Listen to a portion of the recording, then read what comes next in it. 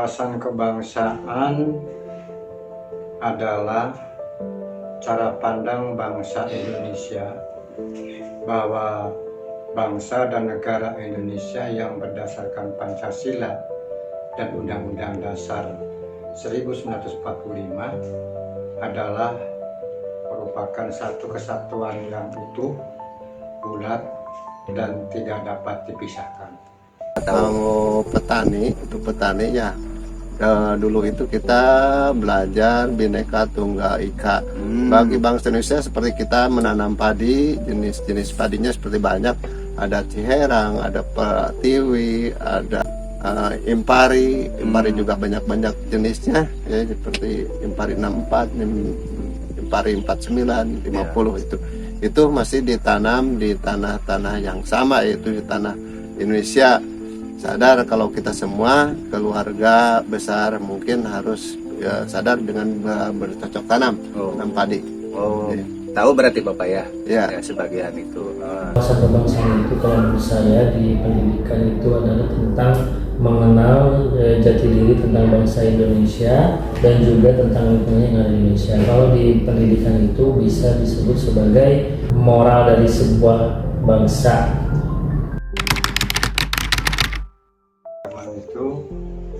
Yang pertama, kita akan harus punya wawasan kebangsaan, menyikapi beberapa perbedaan suku tersebut.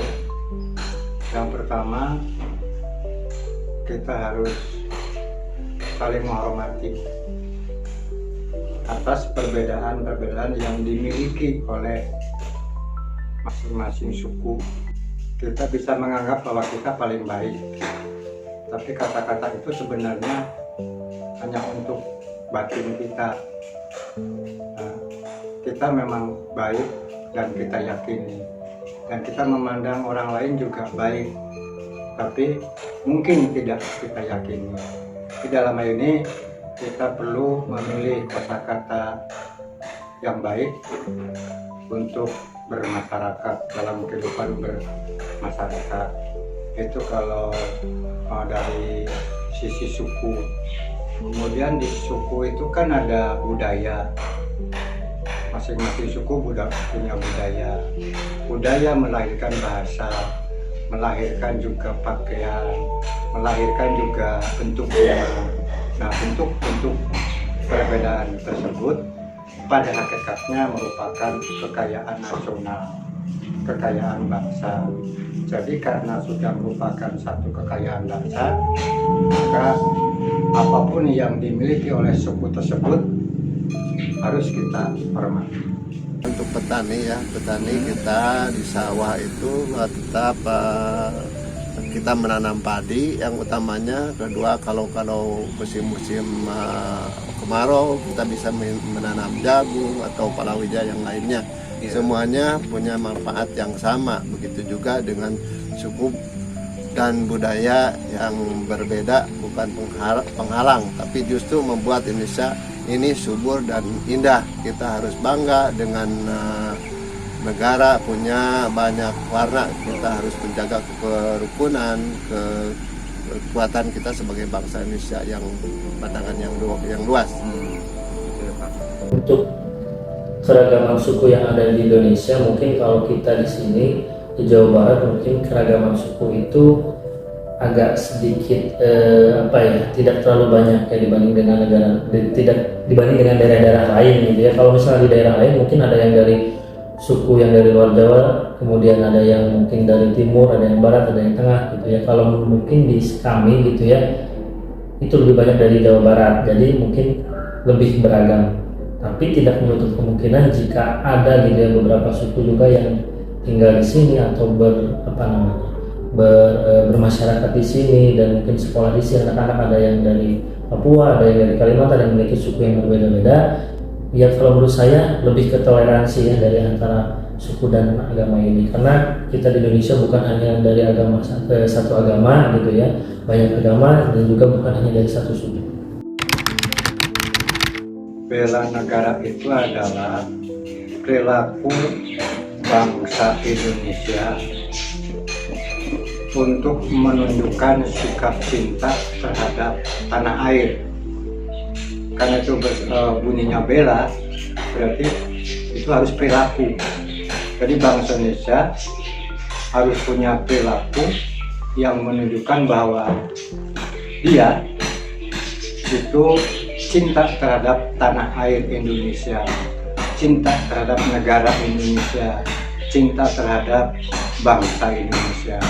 Petani kita cinta dengan yang sama, barang buatan sendiri, cinta buatan sendiri, daripada kita buatan dari impor. Misalkan beras itu beras dari impor. Kita harus sadar dengan cinta dengan menanam padi sendiri. Itu jadi kekuatan antara warga, ekonomi negara itu juga kuat, dan mudah-mudahan diatur dalam atur oleh bangsa yang lain. Menurut saya bela negara ini adalah lebih mengedepankan keintegritasnya, integritas terhadap diri kita sendiri dan juga terhadap negara. Contohnya kalau di dalam dunia pendidikan itu aksi bela negara yang bisa dilakukan itu banyak ya. Contohnya misalnya ketika seorang siswa gitu ujian itu tidak boleh menyontek, itu masuk ke dalam bela negara juga, karena sebenarnya kalau misalnya dia menyontek sudah melanggar aturan yang dimana aturan tersebut sudah tidak ada di dalam ranah bela negara. Bela negara berarti kan perilaku saya. Yang pertama, taat hukum, seperti taat bayar pajak. Kemudian yang kedua, kesadaran bermasyarakat. Masyarakat itu kompleks. Ya, kembali kita ke saling menghormati. Karena walaupun di masyarakat terdapat perbedaan suku, perbedaan bahasa, perbedaan pakaian, bentuk rumah, kita harus saling menghormati karena kita merupakan satu kesatuan utuh sebagai bangsa yang diwadahi oleh negara Indonesia. Dari turun temurun dari dulu sampai sekarang itu harus cinta menanam padi, memastikan padi itu tumbuh subur. Kita harus memupuk dengan teratur, terus memakai semprotan dengan teratur, itu menyediakan beras untuk banyak bentuk bela negara yang nyata. Itu tadi dengan kita memelihara padi, terus menyemprot itu dengan memupuk yang jenjangnya harus kita atur. Pagi gitu ya, setiap pagi kami di sini sudah melakukan yang namanya musafahah. Di mana musafahah ini adalah guru-guru dan beberapa manajemen menyambut anak-anak ketika masuk sekolah. Kemudian yang kedua, kedisiplinan. Kedisiplinan di bagian keterlambatan. Ketika ada yang terlambat, siswa akan diberikan sanksi, baik mungkin sanksi yang berupa fisik atau non fisik. Fisik maksudnya di sini bukan dipukul ya, tapi mungkin diminta untuk membersihkan WC atau membersihkan masjid. Warga masyarakat sekitar kami tidak tahu itu inflasi, tidak tahu hanya orang-orang intelek. Tapi menurut saya isu ekonomi dan isu inflasi itu merupakan dampak dari ekonomi nasional yang diawali dengan ekonomi global, kemudian berpengaruh ke ekonomi nasional, berpengaruh juga ke ekonomi lokal, akhirnya berpengaruh ke ekonomi keluarga dan ekonomi pribadi. Nah, oleh karena itu dampaknya sekarang daya beli kurang. Hal itu disebabkan karena kondisi ekonomi masyarakat, ekonomi pedesaan, secara makro itu ekonomi nasional memang sedang lagi tidak stabil. Kalau sebagai petani itu misalkan kita menanam padi, hasilnya kita jual, memang itu jadi penaikannya tidak begitu terus-terusan tiap tahun naik, kadang-kadang mengendap harganya, jadi tidak sesuai dengan kita membeli pupuk atau itu tidak sesuai. Beda lagi dengan harga gula, harga minyak goreng itu cepat naik harganya. Tapi kalau padi itu mungkin tidak begitu tiap tahun naik harga padi itu. Jadi itu penghasilan bagi petani itu sulit untuk kebutuhan sehari-hari gitu. Sebenarnya di kita itu kalau dilihat di lapangan memang menurunnya karena banyak sekali mungkin kesulitan-kesulitan yang didapatkan oleh masyarakat Indonesia, mungkin dari segi material ataupun non-material. Nah, dari isu kontemporer tadi gitu ya, kenapa daya beli ya? Iya, kenapa berkurang? Iya. Ya karena mungkin masyarakat menganggap bahwa produk-produk yang ada di luar negeri itu lebih bagus, padahal tidak, gitu ya. Tapi kenapa banyak sekali warga-warga Indonesia gitu atau kita gitu ya lebih memilih produk-produk luar negeri? Karena memang kita terlalu mengedepankan yang namanya fashion, yang namanya bukan kebutuhan ya, tapi keinginan. Itu yang menyebabkan mungkin terjadinya kekurangannya daya beli masyarakat terhadap produk di Indonesia. Warga masyarakat, khususnya saya pribadi, itu menghemat energi, seperti mengurangi jajan untuk anak-anak, kemudian mengurangi penggunaan air, mengurangi penggunaan listrik. Itu beberapa hal yang sudah saya lakukan. Hari turun-temurun ke sawah, mungkin tidak paham istilah ekonomi yang tinggi-tinggi.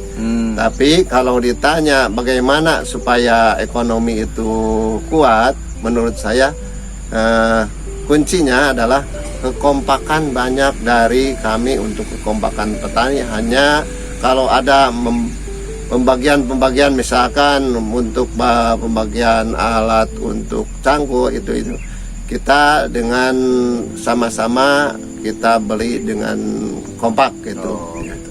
Pertama mungkin kami gitu ya dari pihak sekolah akan menghimbau kepada anak-anak didik kami untuk lebih memilih produk dari Indonesia. Karena kan yang menyebabkan inflasi itu karena perputaran uangnya itu di luar, jadi terjadi inflasi. Kalau misalnya kami dari pihak sekolah mempunyai peran untuk misalnya beli alat tulis yang mereknya Indonesia, otomatis perputaran uangnya akan Indonesia, dan itu akan menghindarkan kita dari inflasi. Pemahaman wawasan kebangsaan dan bela negara yang dimiliki seorang individu atau warga negara akan mampu menghadapi isu kontemporer yang sedang terjadi di tengah masyarakat kita. Salah satunya yaitu mengenai ekonomi dan inflasi.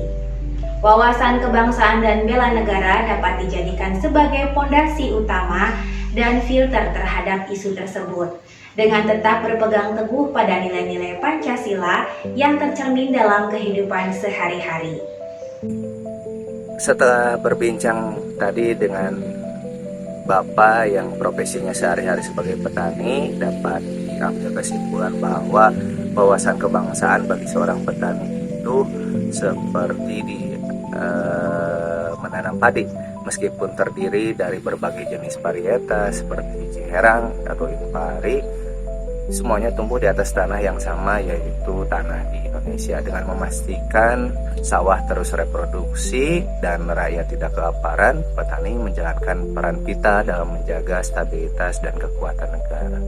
Namun di ketahanan nasional ini menghadapi tantangan ekonomi berupa inflasi yang menyebabkan harga kebutuhan melonjak, sementara harga hasil panen seringkali stagnan atau malah jadi turun. Sebagai solusinya, pemerintah diharapkan mampu menjaga keseimbangan harga pasar, sementara para petani perlu memperkuat kekompakan melalui kelompok tani. Kesimpulan dari wawancara tadi yaitu bahwa wawasan kebangsaan bela negara sangat perlu ditanamkan di dunia pendidikan, karena dunia pendidikan menjadi titik awal keberhasilan warga negara dalam membangun integritas, wawasan, dan peduli terhadap suatu negara.